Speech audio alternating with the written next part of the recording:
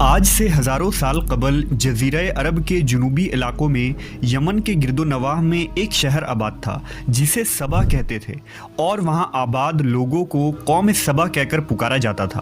یہاں کے لوگ نہایت ہی نعمتوں اور راحتوں میں تھے، ہر طرف لہلہاتی فصلیں اور پھل سے لدے درخت موجود تھے۔ مگر یہ قوم شرک میں مبتلا تھی اور سورج کی پوجا کیا کرتی تھی۔ جب وہاں کے بادشاہ شراجیل بن مالک کی موت ہوئی تو اس کی بیٹی بلقیس نے حکومت کی باغ دوڑ سنبھالی۔ بعض مورخین نے لکھا ہے کہ بلقیس کے والدین میں سے ایک جنات میں سے تھے، مگر اس نظریے کی کوئی واضح دلائل نہیں ملتی۔ ملکہ بلقیس ایک قابل عورت تھی جس نے یمن پر 9 سال نہایت ہی خوبصورتی سے حکومت کی۔ دنیا کے بیشتر علاقوں میں جو تجارت ہوتی تھی وہ سبائیوں کے ہاتھ میں تھی، یہی وجہ تھی کہ یہ قوم نہایت ہی دولت مند تھی۔ مگر یہ وہ زمانہ تھا جب مشرق سے مغرب تک ایک عظیم موحد بادشاہ کی طاقتور حکومت اور جاہ و جلال کا ڈنکا بجتا تھا، جسے تاریخ میں سلیمان ابن داؤد کے نام سے جانا جاتا ہے۔ حضرت سلیمان علیہ السلام کی حکومت دنیا کے بیشتر ممالک میں تھی، جس کا دارالخلافہ یروشلم شہر تھا۔ آپ کو ہوا، جنات، چرند و پرند اور جانوروں پر حکمرانی عطا کی گئی تھی۔ ایک دن کا واقعہ ہے کہ حضرت سلیمان علیہ السلام نے دربار لگایا تو جن و انس، جانور اور پرندے سب کے سب حاضر ہوئے، مگر ان کا چہیتا پرندہ ہدہد غائب تھا۔ آپ نے پوچھا ہدہد کہاں ہے؟ جب وہ نظر نہ آیا تو سلیمان علیہ السلام نے فرمایا اگر وہ اپنی غیر حاضری کی کوئی مناسب وجہ پیش نہ کر سکا تو اسے ذبح کر دیا جائے گا۔ ابھی یہ گفتگو ہو رہی تھی کہ ہدہد حاضر ہو گیا۔ پوچھا گیا تم کہاں تھے؟ ہدہد نے بڑے احترام سے جواب دیا، اے اللہ کے پیغمبر، میں اڑتے اڑتے ایک ایسے ملک پہنچ گیا جہاں لوگ شرک میں مبتلا دیکھے۔ وہ آگ اور سورج کی پوجا کرتے ہیں۔ ان کی ایک رانی ہے جسے وہ بلقیس کے نام سے پکارتے ہیں۔ وہ ایک بہت بڑے تخت پر بیٹھ کر حکومت کرتی ہے۔ اس کے تخت میں قیمتی ہیرے جواہرات لال زمرد جڑے ہوئے ہیں، اور اس کے پاس تمام شاہی سامان آرائش و نمائش کے موجود ہیں۔ حضرت سلیمان علیہ السلام نے کہا اگر تمہاری بات سچ ہے تو میرا خط اس ملکہ تک پہنچاؤ تاکہ وہ شرک سے باز آ جائے، اور خط پہنچانے کے بعد وہاں بیٹھ کر سنو کہ وہ کیا رد عمل اختیار کرتی ہے، اور پھر آ کر مجھے خبر دینا۔ حضرت سلیمان علیہ السلام نے خط روانہ کیا، جو کچھ یوں تھا: شروع اللہ کے نام سے جو بڑا مہربان اور رحم فرمانے والا ہے۔ یہ عزت والا خط سلیمان ابن داؤد کی جانب سے ملکہ سبا بلقیس کی طرف ہے۔ جو ہدایت کی پیروی کرے اس کے لیے سلامتی ہے۔ مجھ پر غلبہ کی خواہش نہ کرو، میرے مقابلے میں سرکشی اختیار نہ کرو، بلکہ فرما بردار اور مطیع ہو کر میرے پاس آ جاؤ۔ یہ خط دراصل ملکہ سبا اور اس کی قوم کی طرف دعوت اسلام تھی۔ ہدہد نے یہ خط لے جا کر ملکہ بلقیس کی گود میں گرا دیا۔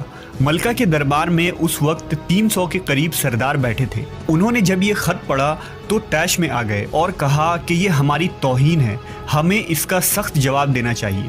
مگر ملکہ بہت سمجھدار تھی، اس نے انہیں سمجھایا کہ خط سے پتہ چل رہا ہے کہ یہ کوئی عام شخص نہیں، خدا کا کوئی پیغمبر ہے، لہٰذا ہمیں حکمت سے کام لینا چاہیے۔ اس نے کہا کہ میں حضرت سلیمان علیہ السلام کی طرف ایک تحفہ بھیجتی ہوں، اگر انہوں نے قبول کر لیا تو وہ بادشاہ ہے، میں اس سے جنگ کروں گی، لیکن اگر انہوں نے تحفہ قبول نہ کیا تو میں اس کی پیروی کروں گی کیونکہ وہ نبی ہیں۔ ہدہد یہ ساری گفتگو سن رہا تھا۔ اس نے آ کر حضرت سلیمان علیہ السلام کو ساری بات بتا دی۔ حضرت سلیمان علیہ السلام نے جنات کو حکم دیا کہ شہر میں داخل ہونے والے راستے پر سونے چاندی کی اینٹوں کا فرش بچھا دیا جائے۔ راستے کے دونوں جانب سونے کی عجیب الخلقت جانور کھڑے کر دیے جائیں۔ وزراء اور عمال سلطنت کی تمام کرسیوں کو سونے کا کر دیا جائے۔ دربار کو ہیرے جواہرات سے مزین کیا جائے۔ ادھر بلقیس نے حضرت سلیمان علیہ السلام کے لیے تحائف روانہ کیے، جن میں سونے کی اینٹیں، جواہرات، غلام، کنیزیں اور ملکہ کا ایک خط بھی تھا۔ जब ये तमाम तहाइफ लेकर कासिद हजरत सुलेमान अलैहिस्सलाम के दरबार में पहुंचे और उन्होंने ये सब देखा तो शर्मिंदा हुए। हजरत सुलेमान अलैहिस्सलाम ने मलका के कासिदों से कहा, क्या तुम लोग माल से मेरी मदद करना चाहते हो? मगर देख लो, जो कुछ अल्लाह ने मुझे दे रखा है वो उससे भी ज़्यादा है जो तुम्हें दिया है, लिहाजा तुम्हारा तोहफा तुम्हें मुबारक हो। अब तुम अपने तहाइफ के साथ वापस जाओ और अपनी मलका से कहना कि हमारा इंतज़ार करे, हम एक ज़बरदस्त लश्कर लेकर आएंगे। जब ये खबर मलका बिल्कीस को पहुंची तो वो समझ गई कि वाकई ये अल्लाह के नबी है, लिहाजा उसने जंग के बजाय हज़रत सुलेमान अलैहिस्सलाम के दरबार में हाजिर होकर अपनी इताअत का यकीन दिलाने का फ़ैसला किया। जब हज़रत सुलेमान अलैहिस्सलाम तक ये पैगाम पहुंचा तो आपने अपने दरबारियों से कहा, तुम में से कौन है जो उनके मुती होकर आने से पहले मलका का तख्त मेरे पास उठा लाए? एक देव हैकल जिन ने कहा, आपके दरबार को बर्खास्त करने से पहले मैं उसे ला सकता हूँ, मैं इस काम की पूरी कुव्वत रखता हूँ और अमानतदार भी हूँ। फिर एक और शख्स जिसके पास किताब का इल्म था, उसने कहा, मैं ये तख्त आपको आपके पलक झपकने से कबल ही ला दूंगा। फिर हज़रत सुलेमान अलैहिस्सलाम ने उस तख्त को अपने पास रखा हुआ देखा तो पुकार उठे, ये मेरे परवरदिगार का फजल है ताकि वो मुझे आजमाए कि मैं शुक्र करता हूँ या नाशुक्री, और जो शुक्र करता है तो उसका शुक्र उसके अपने ही लिए मुफीद है, और अगर कोई नाशुक्री करे तो मेरा परवरदिगार बेनियाज है और अपनी ज़ात में बुजुर्ग व बरतर है। मुफस्सरीन के मुताबिक वो शख्स हज़रत सुलेमान अलैहिस्सलाम का कोई दोस्त था जिसका नाम आसिफ इब्न बरखिया बताया जाता है, और बाज़ ने लिखा कि वो आपका खालाजाद भाई था। कहा जाता है कि उस तख्त की लंबाई 80 हाथ, अर्ज 40 हाथ और ऊंचाई 30 हाथ थी। उसमें मोती, सुर्ख, याकूत, सब ज़ुमुर जड़े हुए थे। हज़रत सुलेमान अलैहिस्सलाम ने उस तख्त में रद्द बदल कर दिया और उसे पहले से भी बेहतर बना दिया। जब मलका बिल्कीस हज़रत सुलेमान अलैहिस्सलाम के दरबार में हाजिर हुई तो आपने पूछा, क्या तुम्हारा तख्त भी इसी तरह का है? उसने कहा, ये तो गोया हू बहू वही है और हमें तो पहले ही मालूम हो गया था और हम फर्माबरदार हो चुके हैं।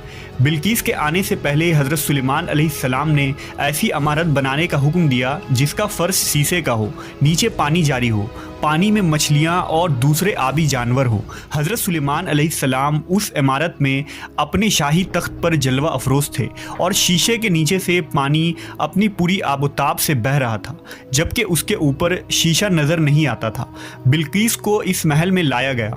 जब उसने फर्श को देखा तो समझी कि यह पानी का एक हौज़ है, लिहाजा अपनी पिंडलिया से कपड़ा उठा लिया। सुलेमान अलैहिस्सलाम ने कहा, यह तो शीशे का चिकना फर्श है। तब वो शर्मिंदा हुई और बोल उठी, ऐ मेरे परवरदिगार, मैं सूरज की पूजा करके अपने आप पर जुल्म करती रही हूँ और अब मैंने सुलेमान के साथ अल्लाह रब्बुल आलमीन की इताअत कबूल कर ली। लिहाजा बिल्कीस पर यह जाहिर हो गया कि जिस तरह वो शीशे के सहन को पानी का लहरें मारने वाला गहरा हौज़ समझ बैठी, उसी तरह उसने और उसकी कौम ने सूरज की चमक और दमक देखकर उसे माबूद और खुदा समझ बैठे। उसे अपनी फाश गलती पर नहायत ही शर्मिंदगी हुई। बाज़ मवर्रखीन ने लिखा कि इस वाक़े के बाद मलका सबा मुसलमान हो गई और हज़रत सुलेमान अलैहिस्सलाम के निकाह में आ गई, जबकि बाज़ ने लिखा कि आपने बिल्कीस को यमन वापस भेज दिया और उसके लिए वहाँ 3 बड़े महल तामीर करवाए।